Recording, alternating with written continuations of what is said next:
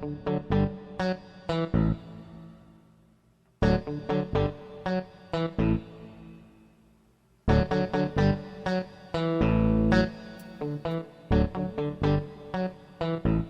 hello there, and welcome to another episode of That's All I Got to Say About That. I'm Doug Hooley, generally the one you're going to see during these episodes. Probably the only one you'll see during these episodes. Unless the day should come, I would invite a guest or two to join me.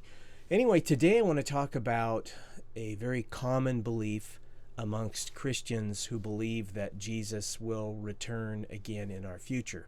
That's not all Christians, but if you are one of those and you believe that we will be here to experience signs and events that take place within prophecy before Jesus returns, not everybody believes that either.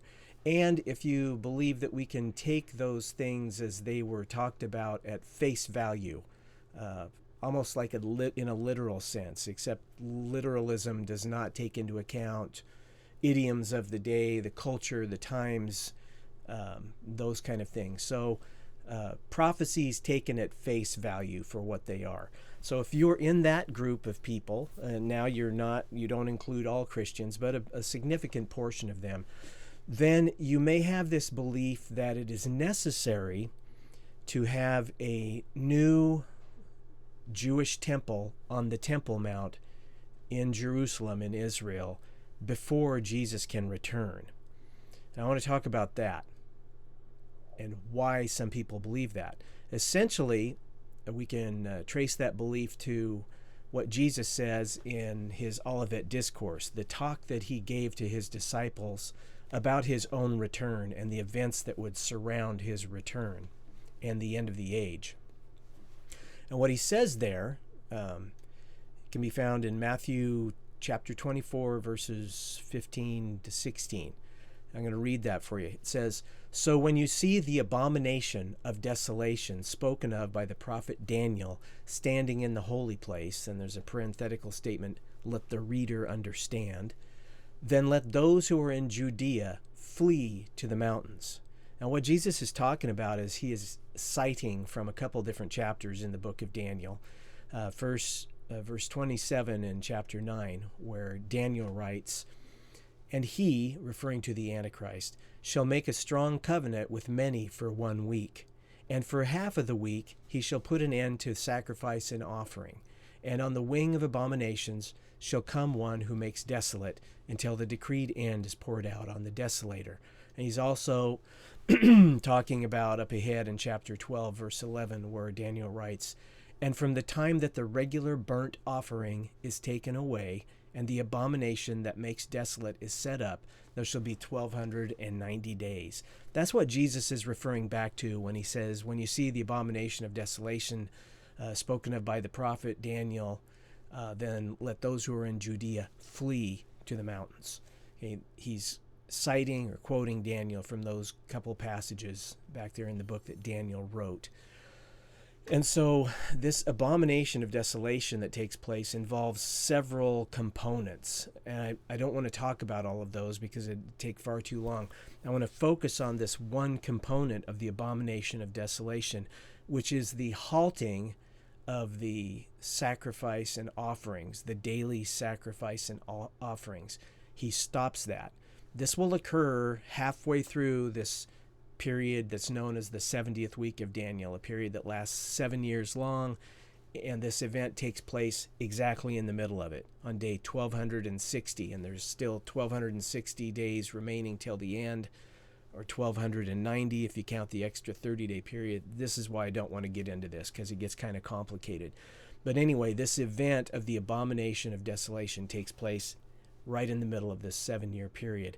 And the main component, or one of the most recognizable components of this abomination of desolation, is that the Antichrist will put an end to daily sacrifices and offerings on the Temple Mount in Israel.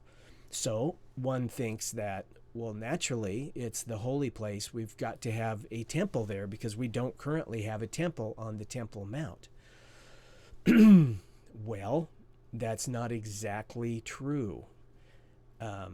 We can look at what has happened in history that the Hebrews, the descendants of Jacob, were able to pull off in the past that qualified as a bona fide sacrifice and offering, yes, on the Temple Mount, but with no temple in place. Because today, there are no sacrifices and offerings taking place on the Temple Mount in Jerusalem. And typically, most Christians believe that in order for that to happen, there has to be a temple that's built there.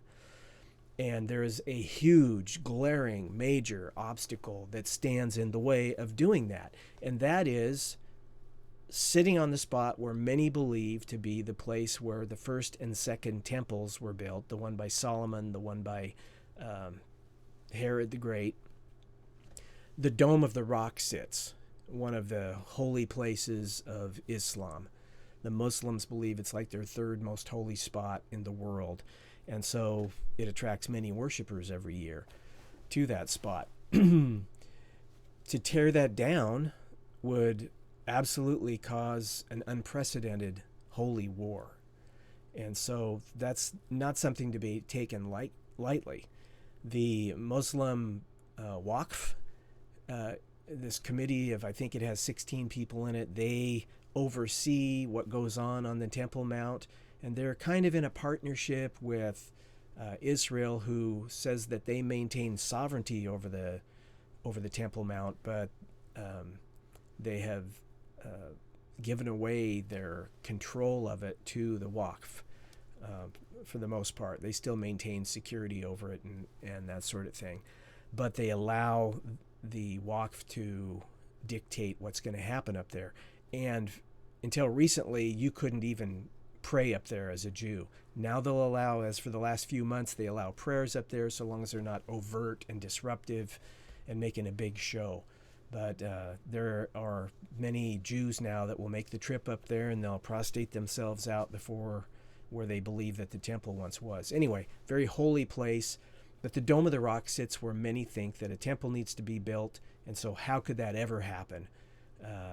Maybe God will make an earthquake and it will level it, and then the Jews will rebuild their temple there. Okay, but all of that is missing the point, because you don't need to have a temple in order to make a sacrifice or in order to have a holy place. All you need is an altar and a Kohen, the Kohanim, the priests, the Jewish priests, to make the sacrifice up there. Now, why I say this, and with a high level of confidence, is that that's what happened after the Babylonian Captivity. And if you're not overly familiar with Old Testament teaching, Israel, they were disobedient and they did this and they did that. And so God basically used Nebuchadnezzar to come in and take the descendants of Jacob captive, the tribes of Judah, from the area of Judah, captive, and take them back to Babylon. Daniel was in that group that went back to Babylon. Ezekiel was in that group. Jeremiah stayed home, but all three of those prophets were alive during that time. So they spent 70 years there, and then Cyrus the Great comes along and he captures Babylon, and now it's a Mede-Persian government, and Cyrus II, he decrees in about 539 BC that you descendants of Jacob, you need to go home. You need to rebuild the walls of Jerusalem and rebuild the temple. And so I'm sending you there with the implements of the temple that Nebuchadnezzar robbed. Go home and do all of that rebuilding. So he sends them home, 539, 538 BC, and they get there. Do they immediately rebuild the temple? No, they don't. What they do, well, let me read this to you. This is from Ezra, chapter 3, verses 1 to 4.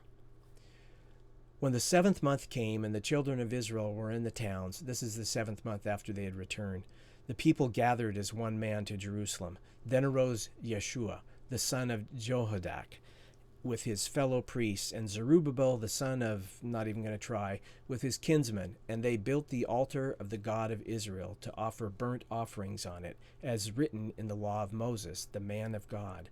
They set the altar in its place, for fear was on them because of the people of the lands, and they offered burnt offerings on it to the Lord, burnt offerings morning and evening.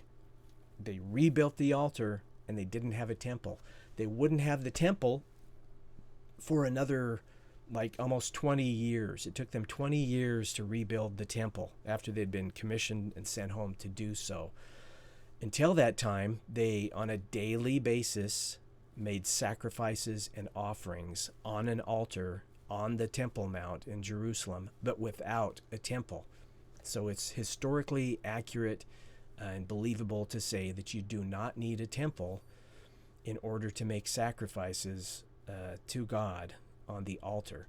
So rebuilding the temple may have something to do with the end of the age. Well, it absolutely will once Jesus returns. But if that starts to occur prior to his return, that's another topic that we can talk about at a different time. For now, the only thing that I wanted to get through to you today was that you don't have to have a temple in order to reinstitute the sacrifices and offerings that will be taking place halfway through the 70th week of Daniel, this period of time that just precedes the return of Jesus and the end of this age. So I'm going to put up a picture here of, this is a picture from the Jerusalem Post on December 10th, 2018, of the portable but regulation altar that's being dedicated outside of the old city of Jerusalem's walls. This altar is ready to go. You can dismantle it, reassemble it, and it will be a regulation altar that's ready to go like tomorrow if they wanted to do this. And you notice all that group over to the right-hand side of the picture, mid-picture, those are Kohanim and Kohanim in training. The priests that have been trained since like the mid-2000s at least on how to perform regulation sacrifices and offerings on the Temple Mount should they occur. They train all the time on how to do that, and they are ready to go. I will put a link on my Facebook page and below on the YouTube channel on a short video of a Cohen, a priest, talking about the training that they go through. I think it was made like 2011 or 2008 or 18, I don't know, in the past, but these priests have been training and they are real, and they've been funded by the Temple Institute in Jerusalem, who's done all sorts of things. There's like a $30 million menorah standing out in front that's behind this bulletproof glass that they've got ready to go and put in a temple when it's reconstructed. So amazing things. They are ready to go, anxious to go. Silver trumpets, training how to do that. They've got a Kohanim choir that's ready to sing the songs that are prescribed in the Psalms in the temple. Amazing stuff. There's nothing standing in between us and then, because the government of Israel, the Waqf, could say, okay, put your altar up there, you can start your sacrifices tomorrow, and that could take place. No need of a temple. That's the point of the day, and that's all I got to say about that. May God bless you. Shalom. Don't forget to click like and subscribe, please. It helps out the spreading of this stuff when so many others are not talking about this stuff. So anyway, thank you. God bless. Shalom.